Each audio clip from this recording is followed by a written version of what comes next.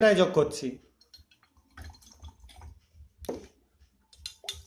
এবার যোগ করে আমি এগুলোকে একটুখানি ভালো করে নাড়িয়ে দিচ্ছি। দেখো মানে একদম ফার্স্টের যেটা সেটা কিন্তু যা তার নিজস্ব কালার KMNO4-এর সেটা এখন বজায় রেখেছে।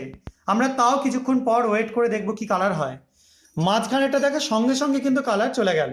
আরেকটুও যোগ করে দেখাচ্ছি মাঝখানেরটায়। দেখো কালার দেওয়ার সঙ্গে সঙ্গে কিন্তু চলে যাচ্ছে এবং সেই সাদা ঘোলাটে টাইপের জিনিসটা যেটা ছিল সেটা কিন্তু প্রাথমিক অবস্থাতেও যেরকম ছিল সেরকমই এখনো পর্যন্ত রয়ে গেছে। এবং এখানে যেটা দেখতে পাচ্ছ এটা কিন্তু একটা ডিপ কালার, মানে ডিপ পার্টিকুলারলি ব্রাউনিশ একটা ভাব এটার মধ্যে চলে এসছে। এবার আমরা এখানে কিছুটা যোগ করে দেবো কনসেন্ট্রেট HCl সলিউশন দুটোতেই।